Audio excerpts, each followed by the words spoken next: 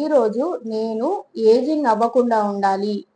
అంటే ఏజింగ్ అంటే బయటికి కనపడడమే గాకుండా మన లోపల ఉండే అవయవాలు హెల్తీగా ఉండడము ఎలాగా అనేది నేను ఈ వీడియోలో షేర్ చేయబోతున్నాను. మన హార్ట్ గానివ్వండి, లివర్ గానివ్వండి, కిడ్నీ గానివ్వండి, వాటి ఫంక్షన్ ఎలా మెరుగుపడుతుంది, అంటే రివర్స్ ఏజింగ్ ప్రాసెస్ ఎలా ఈజీగా మన చేతుల్లో మనం ఎలా చేసుకోవచ్చు అనేది ఈ వీడియోలో షేర్ చేస్తాను.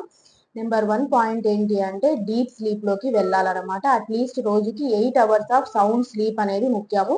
Second point fresh fruits and vegetables అనేది కంపల్సరీగా కన్జ్యూమ్ చేయాల్సింది ఉంటది అనమాట. దీంట్లో యాంటీ ఆక్సిడెంట్స్ ఉంటాయి. ఇవి మన బాడీలో ఏమన్నా బ్యాడ్ సెల్స్ కానివ్వండి అవి ఉంటే రిపేర్ ప్రాసెస్ కి హెల్ప్ చేస్తాయి. అండ్ మూడో ముఖ్యమైన విషయం ఏంటి అంటే గనక మనం బయట నుంచి యాంటీ ఆక్సిడెంట్స్ కానివ్వండి, ఈ కొల్లాజన్ పౌడర్స్ ఏవైతే ఉంటాయో అవి గనక మనం కన్జ్యూమ్ చేసినట్లయితే గనక మనం యంగ్ గా కనిపించేదానికి అవకాశాలు ఉంటాయి.